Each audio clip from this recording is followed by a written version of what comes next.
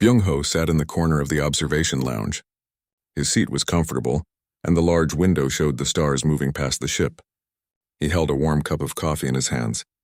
The smell was rich and dark. To him it was normal. To everyone else on the ship it would be poison. The lounge was not very crowded.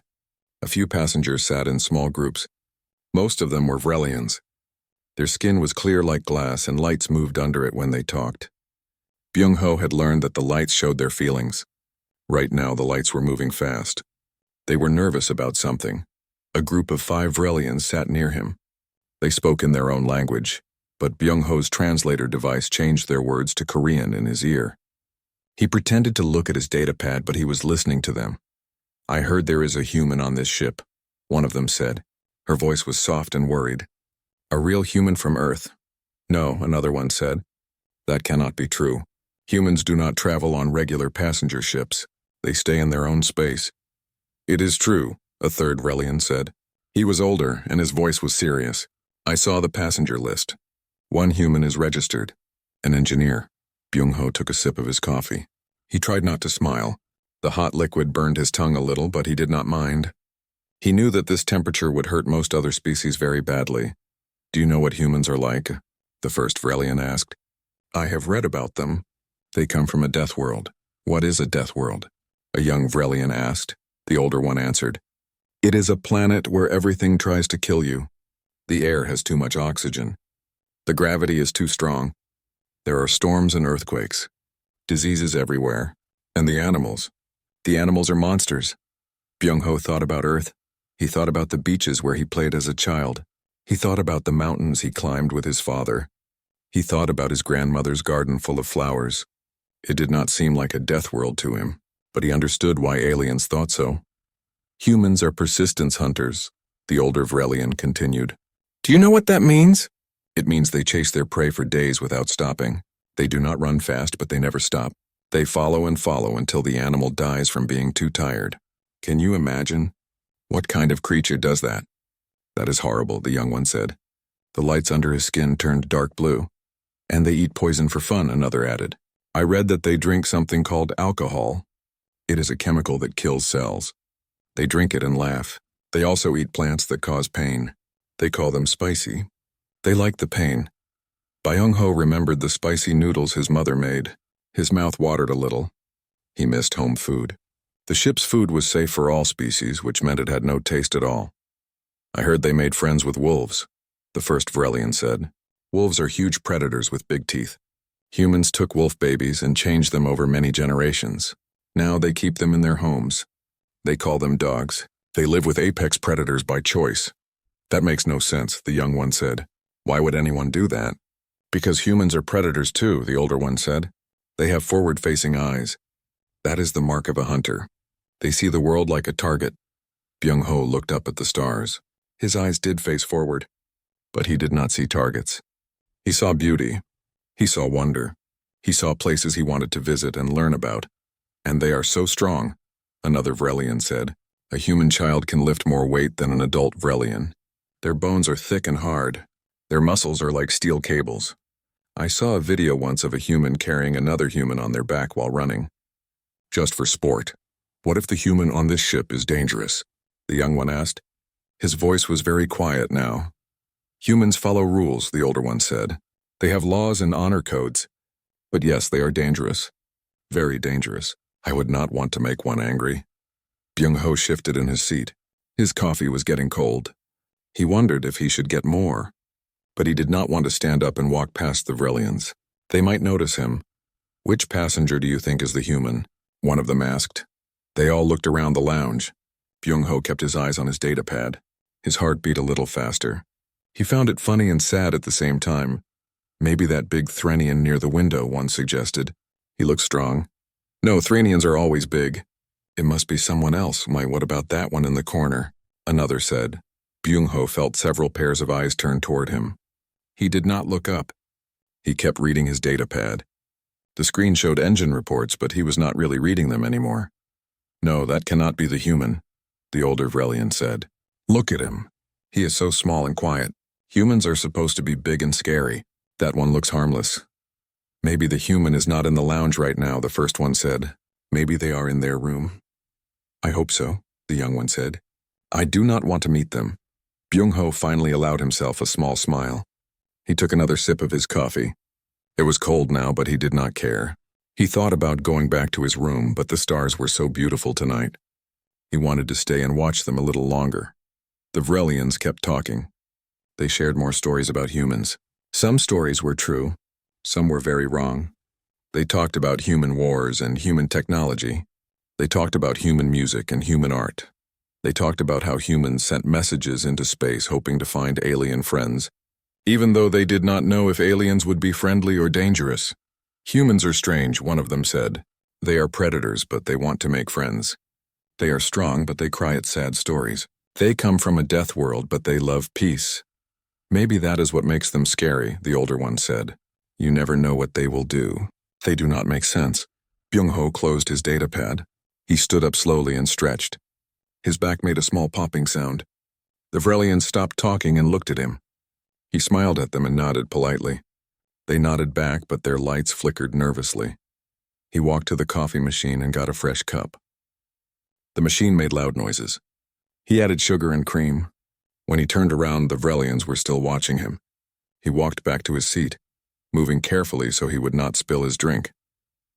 As he sat down, he heard one of the Vrelians whisper, "Do you think he understood us?" "No," another whispered back.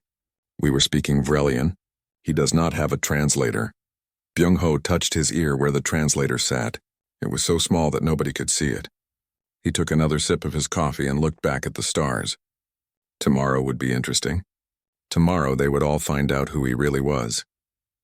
But for now he enjoyed the peace and quiet. He enjoyed the warm coffee and the beautiful view. He enjoyed being just another passenger on a ship full of strangers. The ship hummed softly as it traveled through space. Outside, the stars watched them pass. Inside, a human sat quietly in the corner, listening to aliens tell stories about his kind. And he smiled, because he knew that reality was much more complicated than any story could tell. The alarm woke Byung-ho from deep sleep. It was not his personal alarm. It was the ship's emergency system. Red lights flashed in his small room. A loud voice spoke through the speakers. "Emergency. Hull breach in Sector 7. All passengers move to safe zones." This is not a drill. Byung-ho jumped out of bed. He pulled on his clothes quickly. His hands moved fast, but his mind was calm. He had trained for emergencies like this. All human engineers learned emergency procedures. It was required. He ran into the corridor. Other passengers were coming out of their rooms. They looked scared and confused. Most of them were moving slowly. A Vrelian family stood frozen near their door. The parents held their child between them. The child was crying. "Move to the safe zones," Byung-ho told them. He pointed down the corridor. "That way. Follow the green lights." They stared at him for a moment. Then they nodded and started walking. Byung-ho ran the other way. He was going toward Sector 7. He knew it was dangerous, but he was an engineer. He might be able to help. The temperature dropped as he got closer to the breach. His breath made clouds in the air. Ice was forming on the walls. He could hear air whistling through a hole somewhere ahead. The sound was high and scary. Byung-ho found an emergency locker. He opened it and pulled out a breathing mask. He also grabbed a container of emergency foam. The foam could seal small holes. He hoped the breach was small. When he turned the corner, he saw the damage. A piece of space debris had hit the hull. The hole was as big as his hand. Air was rushing out. Water pipes had broken and frozen water hung in the air like strange clouds. Pieces of metal floated in the low gravity near the breach. A large piece of equipment had fallen across the corridor. It blocked the way to the breach. Byung-ho knew he had to move it. He put on his breathing mask and took a deep breath. The air in the mask tasted like plastic. He grabbed the equipment with both hands. It was heavy, maybe 200 kilograms. For a moment, he thought about waiting for help, but there was no time. The ship was losing air fast. Byung-ho lifted. His muscles burned. His back protested, but he kept lifting. Slowly, the equipment moved. He pushed it to the side. It hit the wall with a loud bang. He heard a sound behind him. Someone gasped. He turned and saw Hanul, the Vrelian security officer. She stood at the end of the corridor. Her mouth was open. The lights under her skin flashed bright yellow. "That equipment weighs over 200 kilos, she said. Her voice was quiet with shock. "How did you move it alone?" Byung-ho did not answer. He was already moving toward the breach. He held the foam container ready. The cold hurt his hands even through his gloves. His ears popped from the pressure change. He reached the hole and started spraying foam. The material expanded quickly. It filled the breach and hardened. The whistling sound got quieter and quieter. Finally, it stopped completely. The emergency was over. Byung-ho took off his mask and breathed hard. His heart was racing. His hands shook a little from the cold and the effort. He checked the seal. It looked good. The foam would hold until proper repairs could be made. Hanyul walked closer. She moved carefully, like she was approaching a dangerous animal. "You held your breath for over 3 minutes," she said. "That should not be possible." "I had a mask," Byung-ho said. "You put the mask on after you moved the equipment." "I saw you. You were holding your breath before that." Byung-ho looked at her. In the dim emergency lighting, he could see fear in her eyes. He could also see understanding. She knew what he was. "You are the human," she whispered. "Yes," he said simply. More security officers arrived. They carried proper repair equipment. They also carried weapons. When they saw Byung-ho, they stopped. One of them raised his weapon slightly. "Lower your weapon," Hanyul ordered. "This passenger just saved the ship." The officer lowered his weapon but kept watching Byung-ho. Everyone kept watching him. Byung-ho understood. To them, he was not just a person anymore. He was a human, a creature from their nightmares. "I should get out of your way," Byung-ho said. He moved toward the corridor exit. The security officers stepped aside quickly. They did not want to get too close to him. By the time he reached the safe zone, word had spread. Passengers stared at him as he walked past. Some looked scared. Some looked curious. Some looked grateful. A small child pointed at him, and her mother pulled her hand down quickly. Byung-ho found an empty corner and sat down. His clothes were dirty and torn. His hands had small cuts from the cold metal.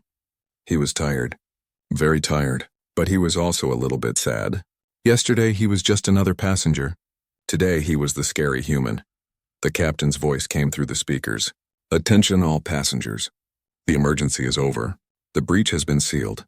We are safe. I want to thank passenger Byung-ho for his quick actions. He saved many lives today." People turned to look at him. Some of them started clapping, but most just stared. Byung-ho nodded politely. He did not know what else to do. Hanyul appeared in front of him. She held a medical kit. "May I check your injuries?" she asked. "I am fine," Byung-ho said. "Your hands are cut. Please let me help." She sat down next to him. Not too close, but not far away either. She opened the medical kit and took out bandages. Byung-ho held out his hands. Hanyul cleaned the cuts carefully. Her hands shook a little. "I am sorry," she said. "I am trying not to be afraid of you." "It is okay," Byung-ho said. "I understand. We were talking about you last night," she said, "in the observation lounge. We did not know you were there. We said terrible things, I know. I heard you." Hanyul stopped wrapping his hand. She looked at his face. "You heard us?" "But we were speaking Vrelian." Byung-ho pointed to his ear. "Translator." She saw the tiny device. Her face showed shame. The lights under her skin turned purple. "I am very sorry. We should not have talked about you like that. You were scared. Fear makes people talk. It is normal." "Are humans really persistence hunters?" she asked quietly. "We were. A long time ago. Now we just run for exercise." "And you really drink poison and eat pain?" Byung-ho smiled a little. "We drink alcohol sometimes, yes. And we like spicy food. But they are not poison and pain to us. They are just flavors." Hanyul finished wrapping his hands. She put away the medical kit. "Thank you for saving the ship," she said. "I know everyone is scared of you now, but I want you to know that I am grateful." "You are welcome," Byung-ho said. She stood up and walked away. Byung-ho watched her go. Then he looked around the safe zone. Everyone was still staring at him, some with fear, some with wonder, but at least they were alive to stare. That was what mattered. He leaned back against the wall and closed his eyes. Tomorrow he would go back to being an engineer. Tomorrow he would try to be normal again, but tonight he was the human who saved the ship, and that was okay. He could live with that. 3 days passed after the emergency. The ship was back to normal operations. The crew had fixed the hull properly. Life continued as usual. But everything had changed for Byung-ho. People moved away when he walked down corridors. They stopped talking when he entered a room. Children hid behind their parents when they saw him. Nobody sat near him in the dining hall. He ate his meals alone. Byung-ho tried to understand. He knew that fear was natural. Humans had feared things too long ago. They feared the dark and the unknown. These aliens feared him the same way. He could not blame them, but it still hurt. It made him feel lonely. He missed talking to people. He missed casual conversations about nothing important. He missed feeling normal. One morning he was working in the engine room. He was checking the power systems. The work was routine but necessary. He heard someone enter behind him. "Hello, Byung-ho," Hanul said. He turned around. She stood in the doorway. Her lights were calm today, moving slowly under her skin. She was not afraid. "That was nice." "Hello, Hanul," he said. "May I talk to you for a moment?" "Of course." He put down his tools and gave her his full attention. Hanul walked closer. She looked uncomfortable. "I want to ask you about Earth, about humans. If that is okay?" "It is okay," Byung-ho said. "What do you want to know?" "Is Earth really a death world? Is it really as dangerous as the stories say?" Byung-ho thought about how to answer. "It depends on how you look at it. To us, Earth is home. It is beautiful. We have oceans and mountains. We have forests and deserts. We have storms, yes, and earthquakes. But we also have gentle rain and soft snow. We have sunny days and quiet nights. But you have predators, dangerous animals. Yes, we have lions and tigers and bears. We have sharks and crocodiles. But most of them avoid humans now. They are more afraid of us than we are of them. Why did humans make friends with wolves?" Hanul asked. "That seems very strange," Byung-ho smiled. "We did not really make friends with wolves. Our ancestors did thousands of years ago. The wolves that were less afraid of humans got more food. Humans got help with hunting and protection. Over time, the wolves changed. They became dogs. They became our companions. Do you have a dog?" "I did. Her name was Bori. She was a small dog with white fur. She died 2 years ago. I still miss her." Hanul saw something in his eyes. Sadness. "You cry for animals?" she asked softly. "Of course. Dogs are not just animals to us. They are family. When they die, we grieve." Hanul was quiet for a moment. She seemed to be thinking. "I do not understand humans," she finally said. "You are predators, but you love animals. You are strong, but you cry. You come from a dangerous world, but you are kind. How can all of these things be true at the same time?" "Because we are complicated," Byung-ho said. "All intelligent species are. We have many sides. We can be strong and gentle. We can be brave and afraid. We can be serious and silly. That is what makes us who we are." Someone else entered the engine room. It was a small child, a Vrelian girl. She looked about 5 years old in human terms.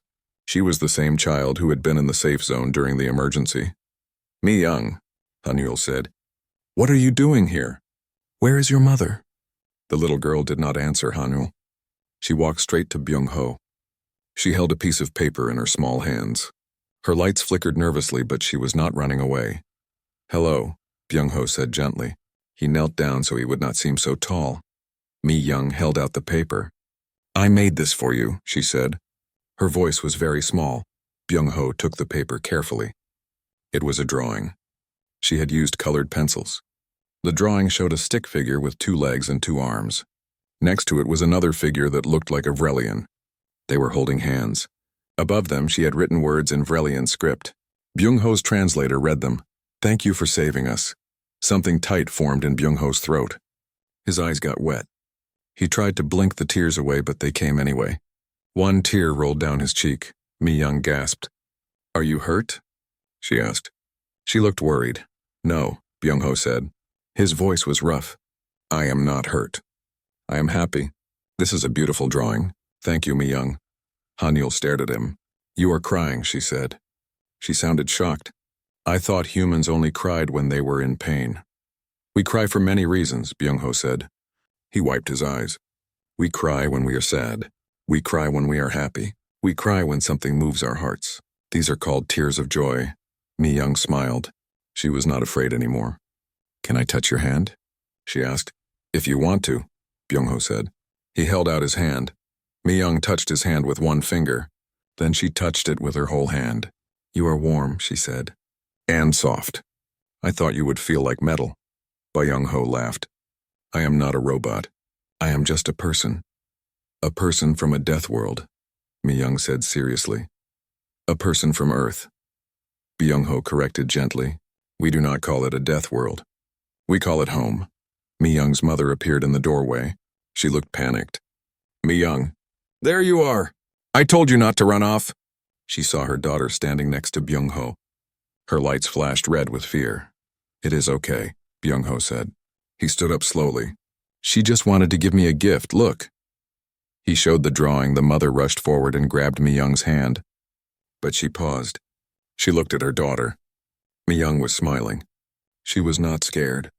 The mother looked at Byung-ho. She saw the tears still wet on his face. She saw the gentle way he held the drawing.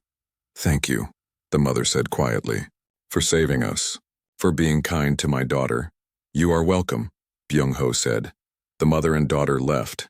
Hanul stayed. She looked at Byung-ho with new eyes. "I think I am starting to understand," she said. "Understand what?" "Why humans are the way they are. Your world made you strong so you could survive, but you stayed kind because you wanted to. The strength is from your environment. The kindness is from your choice." Byung-ho smiled. "That is a nice way to think about it. May I ask you one more question?" "Yes, do you get lonely? Now that everyone knows what you are?" Byung-ho did not answer right away. He looked at the drawing in his hands. "Yes," he finally said. "Sometimes I do," Hanul nodded. "I will try to change that. I will tell others that you are not scary. I will tell them what I learned today." "Thank you," Byung-ho said, and he meant it. That evening, Byung-ho put the drawing on the wall of his room. Every time he looked at it, he felt a little less lonely. Maybe things would get better. Maybe people would understand. Maybe he could make friends on this ship after all. It was a small hope, but it was enough for now. The alarm came during breakfast. This time it was different. Not an emergency alarm. It was a distress call from another ship. The captain's voice came through the speakers. "Attention crew and passengers. We have received a distress signal from a mining vessel. They are under attack by malfunctioning defense drones. The captain requests our assistance. However, this mission is dangerous. We cannot force anyone to help." Byung-ho put down his food. Around him, other passengers whispered nervously. Nobody wanted to volunteer. Defense drones were deadly. They were designed to kill pirates and protect valuable cargo. If they had malfunctioned, they would see everyone as enemies. Byung-ho stood up. He walked to the bridge. When he entered, the captain turned to look at him. The captain was a Threnian, tall and covered in gray scales. His expression was worried. "I volunteer to help," Byung-ho said. The captain looked surprised. "You are willing to go?" "Yes, I know about defense systems. I can help disable the drones. This is very dangerous. The drones have plasma weapons. I understand, but people need help. I cannot just sit here." Hanul stepped forward. "I will go too. It is my job to protect this ship and its passengers. That includes helping others." The bridge door opened again. Another passenger entered. He was wearing work clothes. He looked human. Byung-ho had never seen him before. "I can help too," the man said. "My name is Tae-jin. I work in maintenance." Byung-ho looked at him. "You are human?" "Yes. I heard there was another human on board. Nice to finally meet you." Tae-jin smiled and held out his hand. Byung-ho shook his hand. It felt good to touch another human. It felt like meeting family after a long time. The captain looked at the 3 volunteers. 2 humans and 1 Vrelian. "Very well. Take a shuttle, be careful, and come back alive." They prepared quickly. Byung-ho and Tae-jin put on protective suits. Hanul wore her security armor. They gathered tools and equipment. Then they boarded the small shuttle. The flight to the mining vessel took 20 minutes. Through the window, they could see the ship. It was large and old. Smoke came from one of its engines. 3 drones flew around it like angry insects. Their weapons glowed red. "How are we going to do this?" Hanul asked. Her lights flickered with worry. "The drones follow programming," Byung-ho said. "They attack anything that moves quickly or makes loud noises. If we move slowly and carefully, they might not notice us. And if they do notice us," Hanul asked. "Then we run," Tae-jin said. Humans are good at running. They docked with the mining vessel carefully. The drones were on the other side of the ship. Byung-ho opened the airlock slowly. No sudden movements. No loud sounds. Inside, the ship was dark. Emergency lights made everything red. They could hear the drones outside. The sound was like metal grinding against metal. It made Hanyul's lights turn dark blue. The control room should be this way, Byung-ho whispered. He checked his datapad. The ship's layout appeared on the screen. They moved through the corridors. Every step was careful. Every sound was dangerous. Tae-jin found the miners hiding in a storage room. There were 15 of them. They looked scared and tired. Help is here, Tae-jin told them. Stay quiet. We are going to fix this. Byung-ho and Hanyul reached the control room. The door was locked. Byung-ho used his tools to open it. The lock clicked.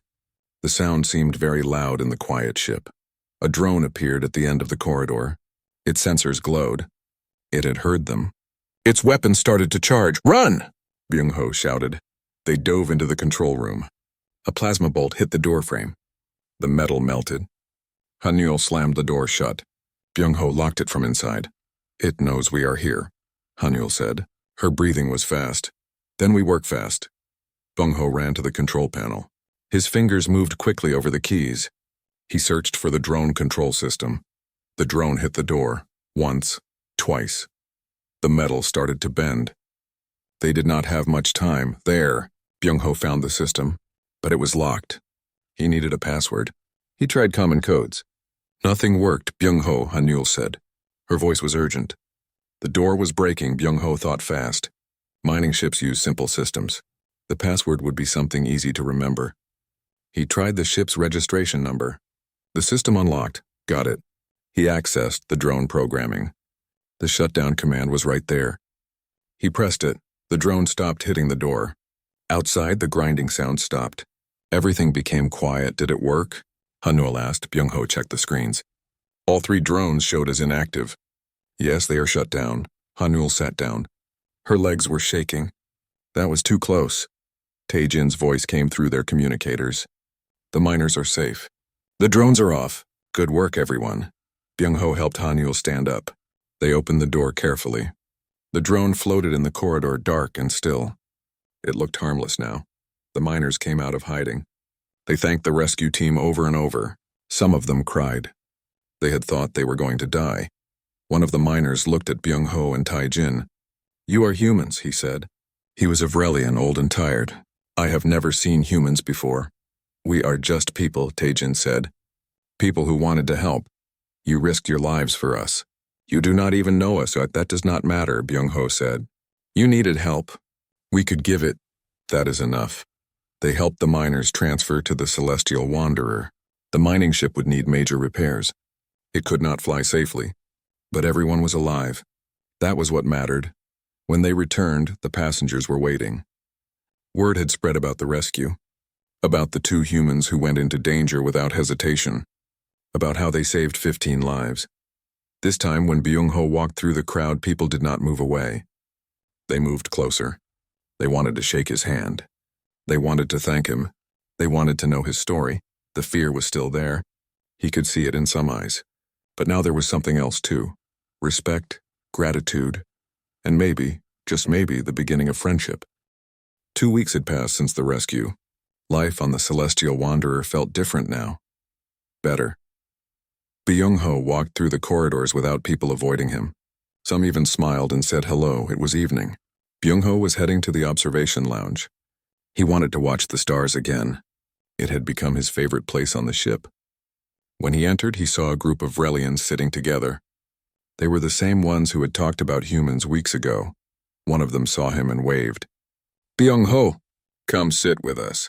Byung-ho smiled. He walked over and sat down. The Vrelians made space for him. Their lights were calm and friendly. No fear. No nervousness. We wanted to apologize, the older Vrelian said, for the things we said before. We were wrong about humans. You were not wrong, Byung-ho said. Some of those things were true. Earth is a dangerous planet. Humans are strong. We did hunt in the past, but those facts do not tell the whole story. Will you tell us more about Earth? The young Vrelian asked. Not the scary parts. The good parts. Byung-ho thought for a moment. Earth has music, he said. All kinds of music. Slow songs that make you cry. Fast songs that make you dance. Songs with words and songs without words. We have been making music for thousands of years. What kind of music do you like? One of them asked. I like classical music.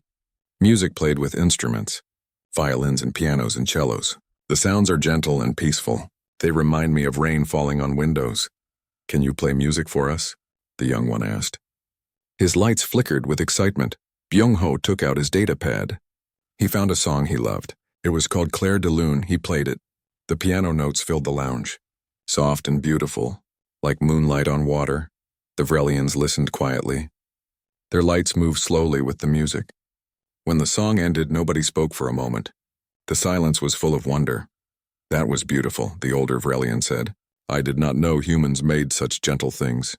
We make many things, Byung-ho said. Music and art, stories and poetry. Buildings and gardens. We create beauty because it makes life better. It gives us joy. Tae-jin entered the lounge. He saw Byung-ho with the Vrelians and walked over. May I join you? Please do, Byung-ho said. Tae-jin sat down. He had a small bag with him. I brought something to share, he said. He opened the bag. Inside were small wrapped packages. What are those? The young Vrelian asked. Chocolate. It is a human food, sweet and rich. Most species can eat it safely. Would you like to try some? The Vrelians looked uncertain. Is it safe? One asked. Very safe, Tae-jin said. I checked. Vrelians can digest it without problems. It might taste a bit strong at first, but it is good. The young Vrelian took a piece. He unwrapped it slowly. He put it in his mouth. His eyes went wide. Oh, this is amazing. The others tried it too. They all agreed.